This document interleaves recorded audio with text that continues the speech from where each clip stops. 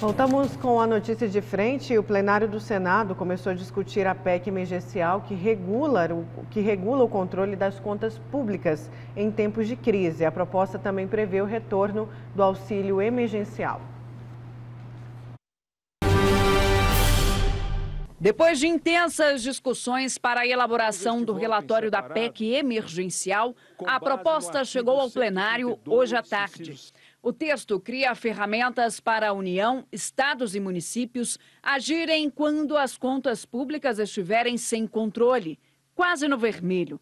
Nesses casos, fica proibido criar novas despesas obrigatórias, conceder benefícios tributários, fazer novos concursos ou dar reajustes a servidores públicos.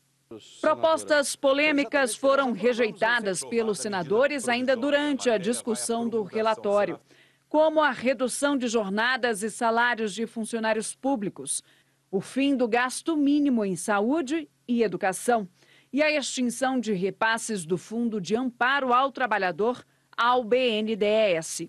Na prática, a PEC dá mais agilidade para medidas de austeridade do governo durante crises nas contas públicas. A proposta alivia as contas já deficitárias e garante o pagamento do novo auxílio emergencial, o que reduz a necessidade do aumento de impostos.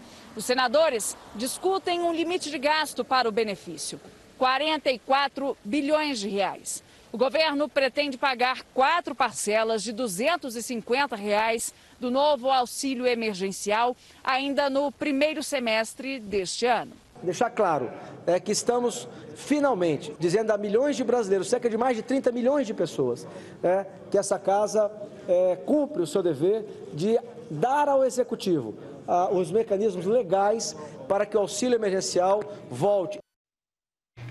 Bom, vamos aguardar esse cronograma do auxílio emergencial. Haroldo, seu destaque. Eu vou falar sobre vacina, mas 2 vacinas entram no rol de vacinas disponíveis no Brasil para que realmente o Brasil possa, para que o governo federal possa vacinar os brasileiros. Estou falando da Pfizer, um impasse muito grande, alguns meses atrás, por conta de responsabilidades de efeitos colaterais, reações adversas que essa vacina poderia trazer. O governo não queria assumir isso, né? E agora você tem, de certa forma, um repasse dessa responsabilidade para os municípios, para os governos e os municípios. Com essa condição, e considerando que o Supremo Tribunal Federal levantou e deixou livre os governos e os municípios para a aquisição desta vacina, que tem 95% de eficiência, é uma vacina boa, sem dúvida alguma, com pouquíssimas notificações de efeitos colaterais, amplamente aplicada nos Estados Unidos, que vai vacinar toda a população americana até junho deste ano. Houve uma antecipação, Biden já disse em pronunciamento nacional, de que essa vacinação seria até final do ano. Houve uma antecipação até junho para que essas milhares de doses da Pfizer e da Janssen, que são laboratórios americanos, pudessem fabricar e vacinar toda a população americana. Assim também eu faço o Reino Unido. O Reino Unido também está vacinando com Pfizer e também Israel, que já tem mais de 70% da sua população vacinada também com Pfizer. É uma excelente, sem dúvida alguma, vacina e melhor, diminui o processo de logística com ela e distribuição, porque ela é feita em apenas uma dose. Então ficou a cargo dos governos e dos municípios não só a possibilidade de aquisição desta vacina, como também a responsabilidade, inclusive judicial, caso você tenha alguns litígios, né, sejam, sobretudo, decididos em fóruns, no próprio estado, no próprio município, com relação a esses efeitos colaterais, né? Uma outra vacina também que entra no rol de vacinas do Brasil, anunciei ontem ou antes de ontem, foi a Sputnik V. O interessante da Sputnik V, que inclusive é uma vacina que está sendo negociada pelo governo do estado de Mato Grosso, né, 4 milhões de doses, mas primeiro o governo federal vai receber o primeiro lote da Sputnik V, de 10 milhões de doses, na sequência tem mais uma produção de 8 milhões de doses, só depois de tudo isso é que o governo do estado de Mato Grosso irá entrar e poderá adquirir essa vacina russa da Sputnik V. Ontem eu acabei pesquisando, considerando que essa vacina poderia entrar no estado do Mato Grosso também, juntamente com a Coronavac, Sinovac e a AstraZeneca. O que é que os russos pensam da Sputnik V? E eu realmente fiquei espantado, porque uma publicação russa, né, em inglês, deixou bem claro que 62% da população russa não quer tomar, não vai tomar a Sputnik V por conta dos efeitos colaterais desta vacina. Isso lá na Rússia, né? Isso me causou uma certa estranheza, porque boa parte de alguns estados no Brasil já estão aplicando, já estão, de certa forma, com a vacina, com disponibilidade para a vacinação, e o governo federal e o governo estadual aqui do estado de Mato Grosso fez uma visita no laboratório farmacêutico em Brasília, na Química União, para justamente tentar a aquisição desta vacina que o próprio russo não quer, né? Então é algo que a gente precisa ponderar e analisar, considerando que essas vacinas, a Sputnik V e a Pfizer e a Janssen, já tiveram aval da Anvisa. Por sinal, não foi nem emergencial no caso específico da Pfizer. A Pfizer tem aval definitivo da Anvisa para vacinação em massa no Brasil. Então, eu acho que entre a Pfizer, na compra do estado do Mato Grosso com relação à vacina, entre a Pfizer e a Sputnik V, se houver a possibilidade, inclusive a Pfizer já disse que vai produzir até 100 milhões de doses para o Brasil até final do ano, numa negociação direta do governo federal. Eu, particularmente, acho que se nós tivermos agilidade por conta da bancada federal, deputados, senadores e governo do estado, Mauro Mendes e a sua equipe, eu acho que seria muito mais interessante, né, uma tentativa de prospecção da vacina Pfizer, considerando a eficiência e a eficácia de 95%, do que necessariamente um esforço dispendioso de alguns milhões de reais dos cofres públicos na aquisição de Sputnik V. Essa é a leitura que eu tenho para hoje, no destaque de hoje no programa Notícia de Frente. Bom, tem gente participando aqui, o pessoal está falando, teve uma telespectadora, Haroldo, que falou o seguinte: Haroldo, a vacina russa, o povo não quis vacinar, por que será? Não sei, pois é uma dúvida gigante. Pelo artigo que eu li ontem, ela tem vários efeitos colaterais, Para vocês terem uma ideia, Putin acabou liberando essa vacina em segundo estágio. Não houve terceiro estágio, terceira fase de análise geral dela, com ampla amostragem de aplicação para que realmente pudesse ser liberado ao povo russo. Eles liberaram antes, a vacina foi liberada, salvo engano, no ano passado, lá por volta de setembro, outubro, essa vacina já estava vacinando já, os russos já estavam se vacinando. Ela deu resultado positivo, sem dúvida alguma, mas com inúmeros efeitos colaterais, segundo esse artigo. O que eu estou chamando a atenção é porque realmente as nossas autoridades atentem para isso. Esse é um artigo que foi publicado ontem, né? Tá? Uma análise geral de alguns cientistas sobre a Sputnik V. Você vai encontrar já a tradução desse artigo em português para que a gente possa fazer uma leitura clara sobre isso. Eu não sei qual foi a análise da Anvisa com relação à Sputnik V. Essa análise e a chancela da Anvisa é fundamental. A Pfizer não, a Pfizer já tem amplamente aprovação em nosso país. E tem gente aqui também participando sobre as vacinas. Segue o relatório onde a Anvisa reprova a União Farmacêutica e o governo do estado tenta comprar essas vacinas? Exatamente. O governo União Química, né? Você está vendo? Quer dizer, a minha função aqui é justamente alertar, né, para que a gente não incorra, né, não corra o erro de comprar uma vacina que não tem lá muita credibilidade, inclusive no seu próprio país de origem, né? No seu país de origem. E tendo a possibilidade de comprar Pfizer, que está chancelada pelo governo brasileiro por conta da Anvisa, eu acho que a proposta seria muito melhor. Agora tem gente falando da aglomeração no transporte. A aglomeração não está só no ônibus, mas na policlínica com poucos médicos, e tem também o PSF sem médico, como por exemplo o Jardim Araçá, aqui em Cuiabá. Mais gente participando, a Casa dos Horrores continua.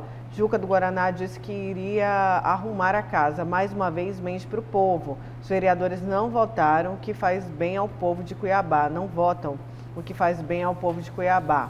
Diz aqui o Isaac, do Pedra 90. Bom dia. Se nenhum político usa o transporte público, alguns ainda se beneficiam dessas empresas de transporte. Por que vão se preocupar com a lotação do transporte público. Estou certo ou a minha visão está equivocada? Não, de forma alguma. Os bilionários brasileiros aumentaram a sua fortuna em 40% por conta da pandemia. A pandemia é muito lucrativa para muita gente. Olha só, gente, o técnico Lisca do América Mineiro, de Minas Gerais, fez um forte apelo para o futebol brasileiro. Ontem, né,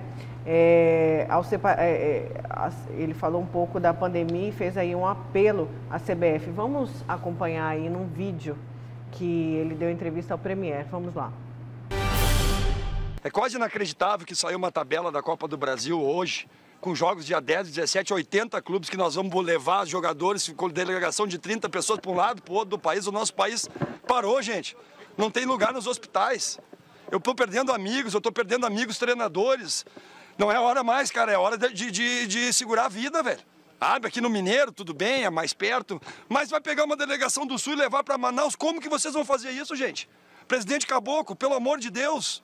Juninho Paulista, Tite, Kleber Xavier, as autoridades.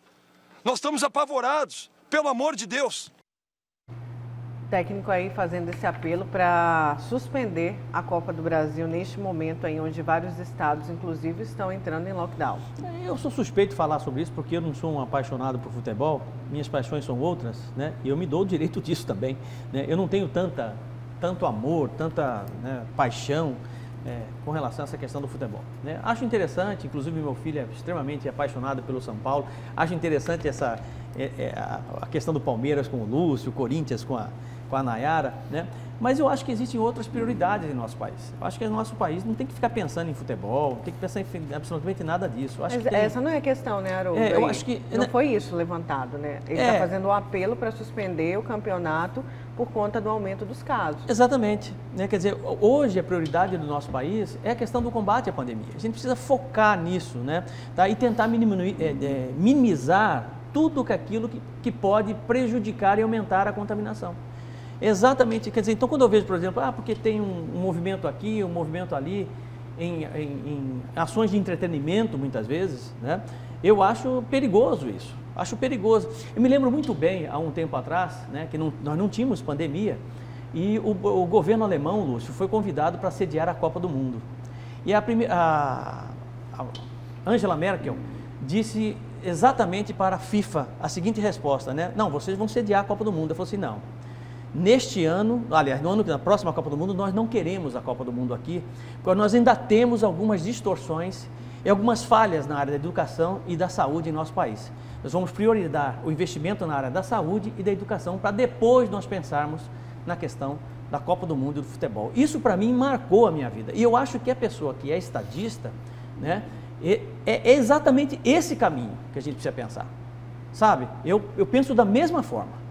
Da mesma forma. Mas né? tudo bem, nesse momento, em momento de pandemia, né? Eu acho as pessoas têm que obedecer aí as regras sanitárias, as medidas de biossegurança, mas nós não podemos demonizar a paixão do brasileiro pelo futebol, não é isso? Não, mas tem que respeitar todas essas medidas de segurança. De repente, por exemplo, como você, outras pessoas não gostam do futebol, mas milhões de brasileiros são apaixonados pelo futebol, né? Então, e eu respeito isso. Então, a gente precisa respeitar as preferências das outras pessoas, né?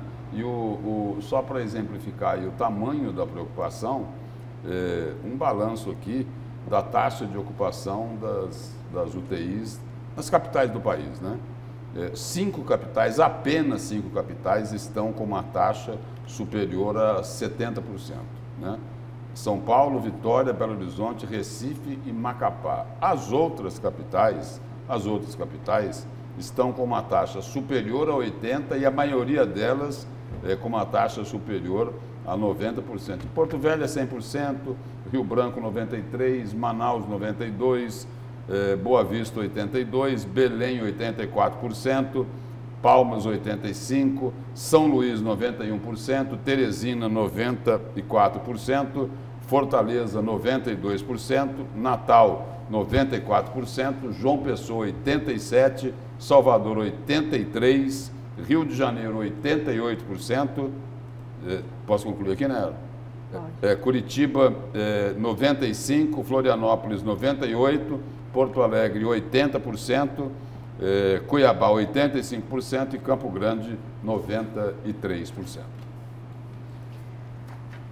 Bom, vamos aqui ao GD, ao portal Gazeta Digital. Cliente grava vídeo e denuncia longa espera sob sol para atendimento na Caixa. Uma internauta denuncia espera de até 4 horas para ser atendida numa unidade da Caixa Econômica Federal em Cuiabá. Dezenas de pessoas esperam sob o sol forte do lado de fora da agência até conseguir senha de atendimento. As longas filas para a realização de transações bancárias têm se tornado comum na região metropolitana. O vídeo encaminhado foi gravado no dia 1º de março, numa unidade da Caixa lá em Barão de Melgaço. E aqui tem a foto, né? E aqui tem um vídeo. Vamos colocar aqui o vídeo dela. Ela que registrou aí, pode voltar? Ela que registrou a longa fila ali.